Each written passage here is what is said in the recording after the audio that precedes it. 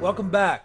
We got off to a good start in the first session, getting oriented at the piano and getting our hands on it to move our fingers and play our first progression. And today, we'll learn our first melody and start learning to feel spaces and silence in the music with the same focus as we play notes. We'll also learn 3 chords, C, F, and G, by name, shape, and position on the keyboard. We're playing things on the piano without having to read music, but now we'll get started with learning how to read music by learning the notes of the treble clef, which are the notes our right hand will be playing. So let's get into it.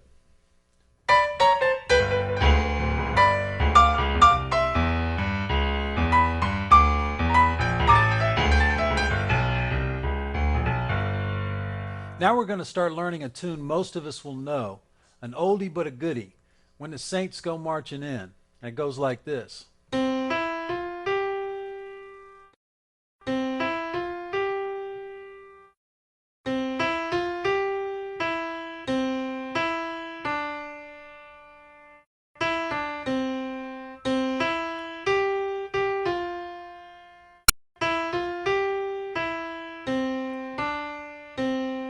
This entire melody fits within the 5 fingers, starting on middle C in this one hand position.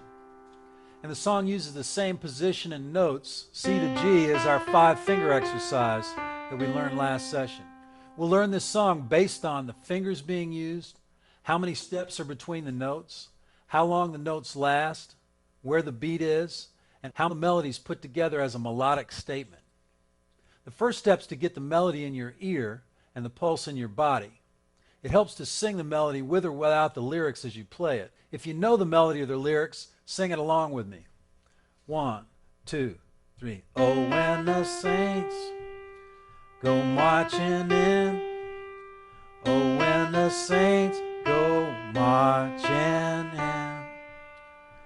Lord, I love to be in the number when the saints go marching in. Hearing the melody and rhythm accurately will connect you to where it sits on the keyboard and help you play it in time with the pulse. Let's start by breaking this melody down into phrases, which we'll do from here on when learning melodies and other elements of a tune. A phrase is a complete musical thought, the musical equivalent of a sentence. Phrases can be long, like this.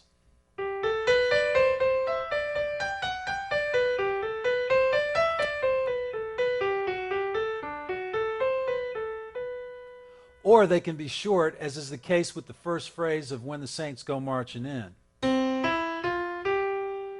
So try to follow along at the keyboard as we break down these first 2 phrases of When the Saints Go Marching In. Let's look at the first phrase of the melody. It starts on middle C, which we'll play with the first finger. The next note is 2 steps higher, E, which we'll play with the 3rd finger. Next we go a step higher to F with the 4th finger, then another step higher to G with the 5th finger. These 4 notes make up the first phrase of the tune. 1, 2, 3. The next phrase is an exact repetition of the first phrase. 1, 2, 3. So far we have these 2 phrases. 1, 2, 3. Rest, rest.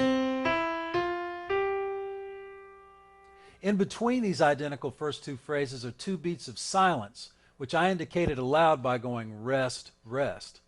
Silences or spaces in music should be felt as much as notes are played. When we start reading music, we'll eventually see these beats of silence on written music as rests. But for now, Just understand that silences or spaces in music are to be counted just like the notes. So our first two phrases of When the Saints go like this. 1, 2, 3. Rest, rest. The third phrase starts with the same 4 notes as the first two phrases, but adds 4 more. So here's the 4 notes we added after G. We move down 2 steps to E with the third finger, and then down 2 more steps to C with the first finger, then back up to E using the third finger, and ending on D with the second finger. So that whole 8-note third phrase goes like this. 1, 2, 3.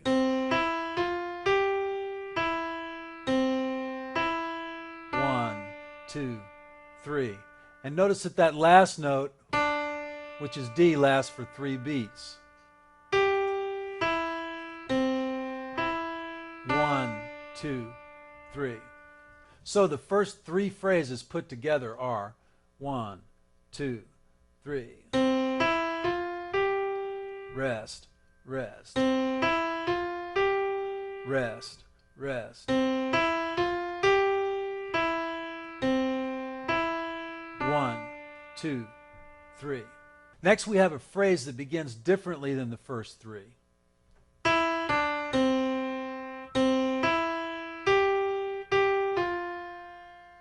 This fourth phrase starts on E with the third finger, goes down a step to D with the second finger, and down to C with the first finger. Next we play the C again, go up to E with the third finger, and up to G with the fifth finger.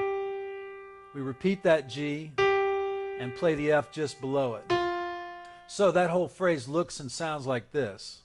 1, 2, 3.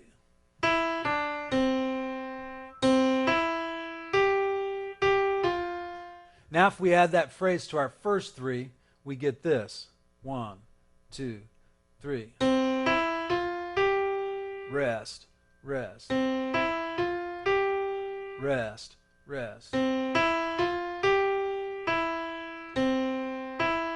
1, 2, 3.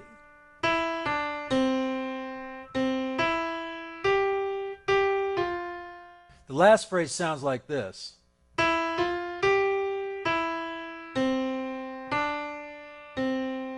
It begins on E with the third finger, goes up to F with the fourth finger, to G with the fifth finger, then back down to E with the third finger, then C with the first finger, then to D with the second finger, and we end where we started on middle C with the first finger. So the final phrase goes,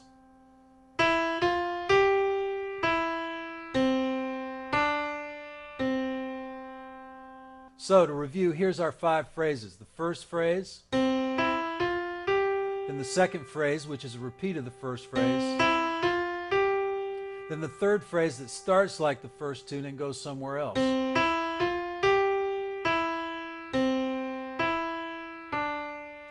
The fourth phrase,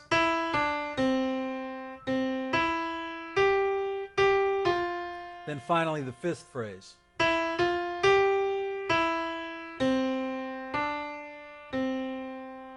Now we're going to practice putting these phrases together.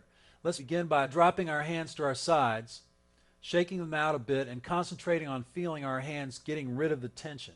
This tune will have a pulse, so we'll begin by establishing a slow and steady pulse. 1, 2, 3, 4, and feeling the beat deep in our body. We'll take a breath or two and move the right hand slowly, and then we'll play the first phrase after counting ourselves in like so. 1, 2, 3. And after we play the notes of this little phrase, we'll feel the 2 little rests to complete it, like so. 1, 2, 3. Rest, rest. Then drop the hand and let it relax. We'll continue doing this until we can play this phrase easily. Then we'll go on to the next phrase after relaxing and counting that one in. Remember that the first and the second phrase are the same thing. So let's play that identical second phrase. 1, 2, 3. Now let's do the same process for phrase 3. Relax, feel the pulse, count in and play. 1, 2, 3.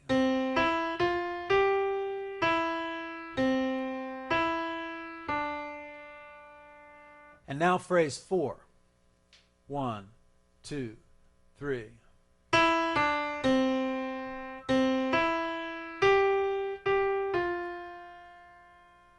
Anytime we stumble on the fingering, notes, or timing of the phrase, go back and learn it by rewinding the DVD to where I'm breaking down that phrase that you're working on. And the DVD menu is broken down to make things easier to find. And remember, our practice model will be slow it down and break it down. It's important to play each phrase with its correct rhythm. If you have to slow down the pulse you're feeling to play what you're working on in time, even if you have to slow it substantially, then do so. The important thing is to play phrases in time and relaxed and with the right fingering, notes, and rhythm. When you can play each phrase in time with the right fingering and relaxed, then you're ready to put the whole thing together slowly. So now let's count in and play the fifth and final phrase. 1, 2, 3.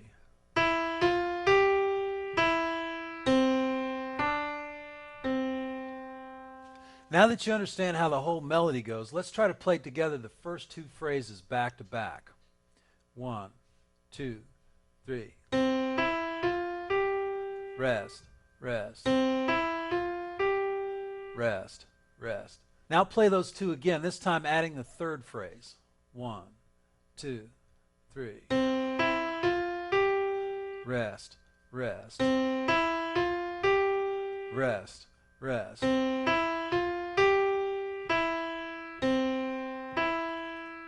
After doing these three phrases, drop your hand off the keyboard and relax it.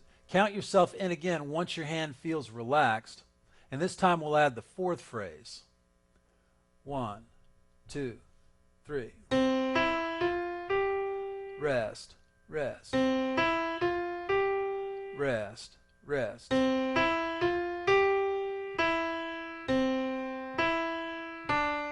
Two, three.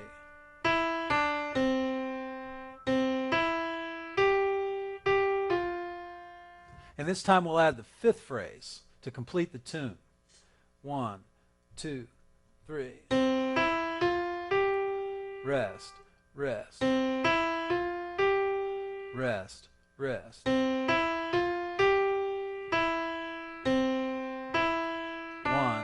2, 3.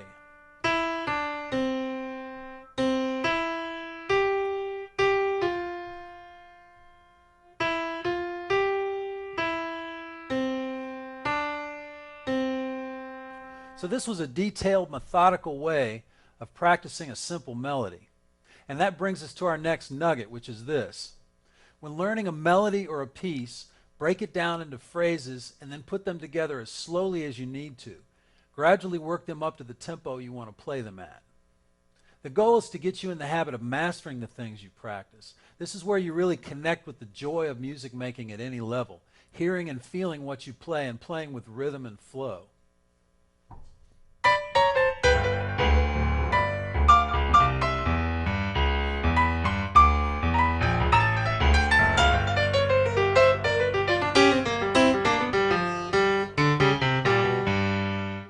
Whenever we play more than two notes at the same time, we refer to it as a chord, and chords provide the harmonic framework and much of the color and sound of music. With 88 keys and 10 fingers, the piano gives you the possibility of a huge variety of chords. Here's just a few chords, and we'll be covering these in sessions to come. C major, which we'll cover this session, C minor, C diminished, C2, C augmented, C6, C7, C major 7, and C minor 7. Like I said, we'll learn how to make all these chords in sessions to come and a variety of ways to play them. We'll start with a chord that's the basic foundation of most of the music we know in our entire system of chords, the major chord. The term major refers to the way the chord sounds and to how it's constructed. We'll define that construction in the next session when we talk about intervals. Right now, we just want to find three major chords by shape and location on the keyboard. Because these major chords are made up of three notes, they're called triads. And a triad is any group of three notes played as a chord. For now, we'll use the white keys on the piano to construct three major triads: C, F, and G. Let's start with the C major triad. We'll start on middle C, and the C major triad contains the notes C, E, and G. Check out the shape of this chord and how it feels under your fingers. And we're using the fingers 1, 3, and 5. The unplayed notes are under fingers 2 and 4. This same chord can be played with its bottom note on C all the way up the piano,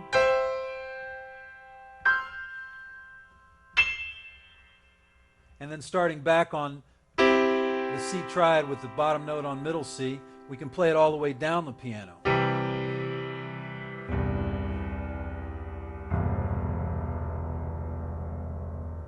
Try playing a C major triad with the left hand with middle C on the bottom. Now move the chord down an octave, then down another octave. And notice as we play the C major triad 2 octaves below middle C, the chord has kind of a muddy sound. Starting on F, we can use the same shape as we did with the C triad to make an F triad. F, A, and C, and we'll use the same fingering, 1, 3, and 5. As with the C triad, we can make this chord starting on any F on the piano, going up,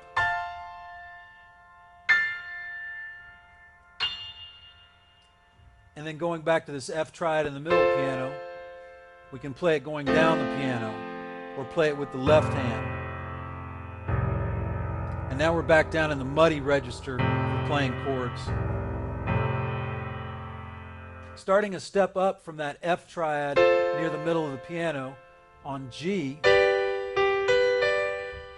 we can use the same shape and fingering to make a G major triad. G, B, and D. And let's move that one up the piano. And then starting where we started on that G triad in the middle of the piano, let's move it down the piano.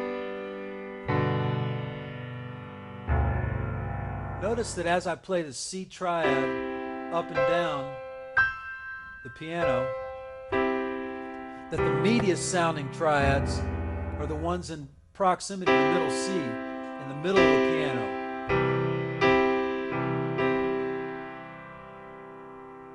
The different notes or pitches in a chord have different functions. So let's talk about the chord tones and their functions for a minute. Triads, like the ones we've been working with, have 3 notes in each chord. And the most fundamental note is referred to as the root. The root of the chord is the letter of the musical alphabet of the chord you're playing. For example, on a C major triad, the root is C. In an F major triad, the root would be F. The way we're playing these chords now, so that the root is the bottom note, is called root position. And once again, when a chord has its root on the bottom, the chord is in root position. The F and G we learned are also in root position, with their roots F and G on the bottom notes of the chord. By playing the chord tones in a different order, for example, if we played the notes of a C triad starting on E and played E, G, and C, we're still playing a C major triad, but now it's in a different position. This different position will be called an inversion of the chord, and we'll get into those soon. The C, F, and G major chords not only share a common shape, but they have a relationship harmonically that enables them to be combined to make the chords of a song. It's harmonic framework. Chords played in a sequence are referred to as progressions, and chords are designated on music or on chord charts by chord symbols. Chord symbols allow us to play the chords without having all the notes written out. The symbols for C, F, and G major chords are the letters C, F, and G. And these groups are most often of 3 or 4 beats. And the group's beats are called bars or measures, and each bar will be divided by a bar line with the chord symbols above the bar.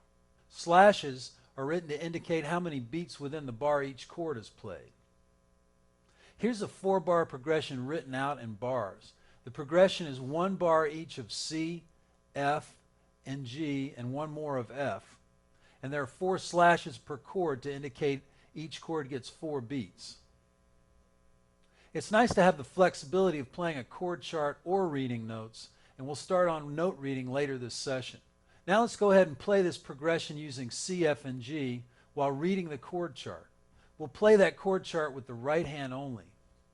And let's play 1 held out chord per bar while tapping the left foot for the 4 counts of each chord, like this. 1, 2, 3, 4. C, 2, 3, 4. F, 2, 3, 4. G, 2, 3, 4. F, 2, 3, 4, and resolve it back to C. Now we'll play the progression twice and resolve it back to C, so the chart will look like this. 1, 2, 3, 4. C, 2, 3, 4. F, 2, 3, 4. G, 2, 3, 4. F, 2, 3, 4. Now back to C, 2, 3, 4. F, 2, 3, 4. G, 2, 3, 4. F, 2, 3, 4, and back to C. Playing C, F, and G major chords in that order is a very common progression. Now let's put them in a 2-bar progression, playing C for 2 beats, F for 2 beats, and G for 4 beats. We'll start with just the right hand. After I count it in, the progression sounds like this. 1, 2, 3, 4. C, F, G, and C, F, G, 2, 3, 4, and back to C.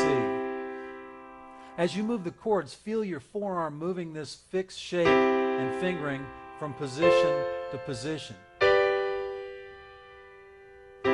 Eventually we'll use inversions to connect these chords more smoothly, like this. But at first we want to establish where to find them in root position and how they relate to each other in that position. Now let's add the left hand to our 2-bar C, F, G progression. The left hand part uses 3 notes and begins by starting on the C below middle C with the first finger, going down to the F below that C with the 5th finger, then up a step to G with the 4th finger.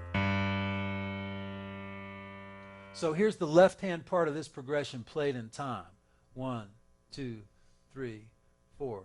C, F, G, 2, 3, 4. C, F, G, 2, 3, 4. Then back to C. Now let's add that left hand part to the right hand. 1, 2, 3, 4.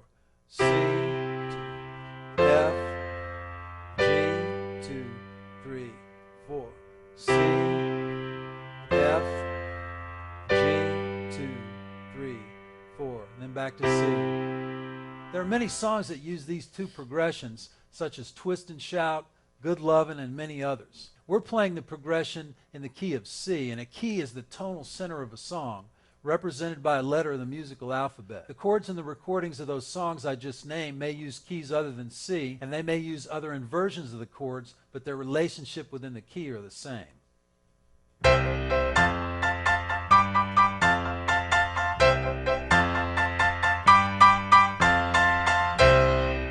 Music is not a visual medium, but a heard and felt one. Ultimately, it's about hearing, feeling, and playing music. Learning how to read music gives us access to a huge variety of musical resources and can be a valuable means to an end. To really get into playing classical music, reading is essential. To play rock and roll, not so much. Finding the notes and counting the rhythms from written music can be painstaking at first, but it gets easier with practice. Let's go back to our first chord progression that we learned in the first session.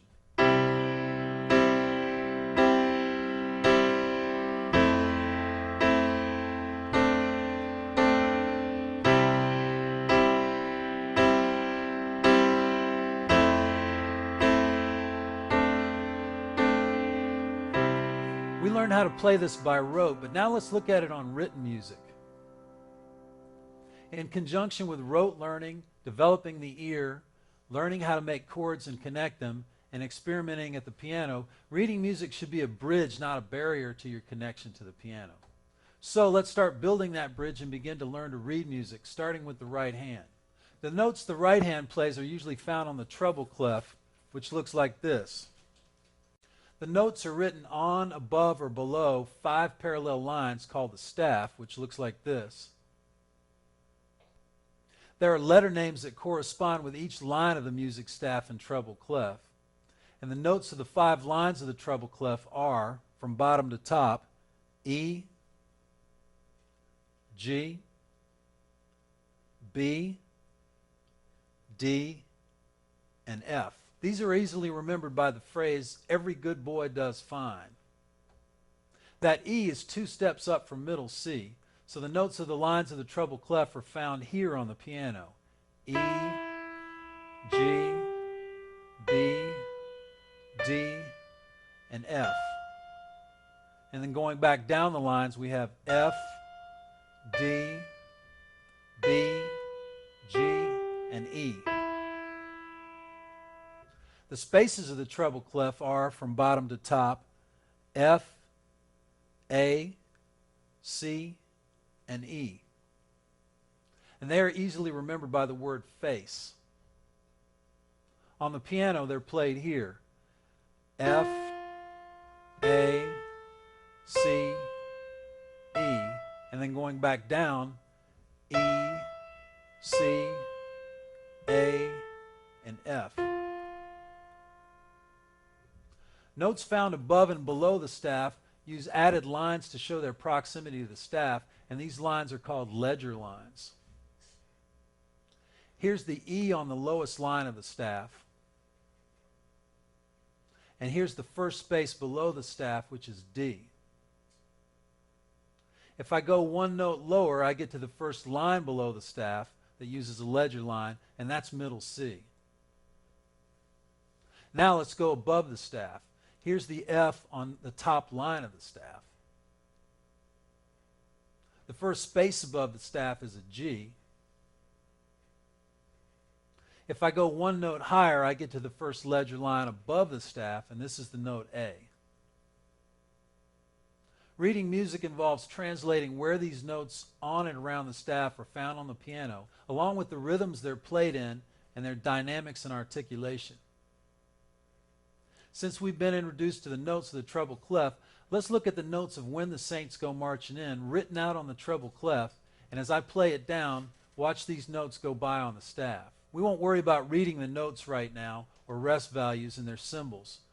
We'll get into that later. I just want you to see the notes of this melody we're learning on the lines and spaces that indicate them on the treble clef.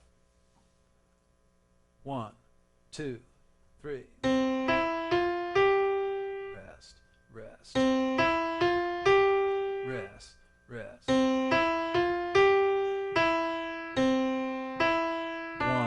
2, 3. 2,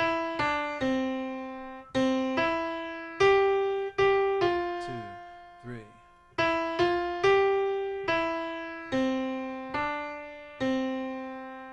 It'll take some time before we'll be able to read a written melody like that, but we'll keep learning When the Saints Go Marching In, phrase by phrase in the workshop.